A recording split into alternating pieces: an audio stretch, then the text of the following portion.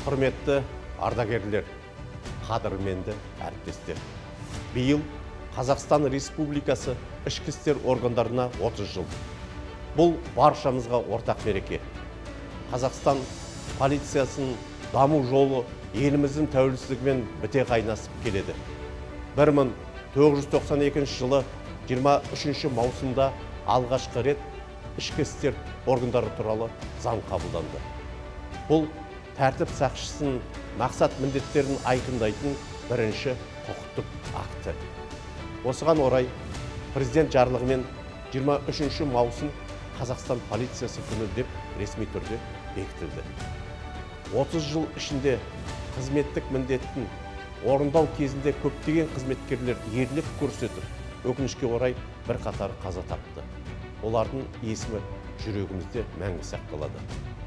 Қазақстан полициясының тарихына сіңірген ерен еңбектері үшін ардагерлерімізге ерекше алғысымды білдіремін. Сіздердің халыққа, отанға деген адал қызметтеріңізге шексіз ризамыз. Жүгі ауыр қызметке түсіністік танытып, қолдау көрсетіп жүрген қызметкерлердің отбасыларына да алғысымызды білдіреміз. Президент жаңа Қазақстанды дамытудың басты векторы ретінде саяси және әлеуметтік экономикалық жаңғыртуды, заңдылықты қамтамасыз етуді басты басымдық ретінде атап өтті. Бұл ретте ішкі істер органдарының рөлі мен маңызы одан әрі арта түсті.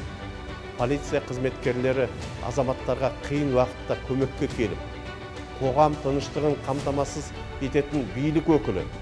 Бұл құқық қорғау күштерін одан да белсенді жұмыс істеуге міндеттейді.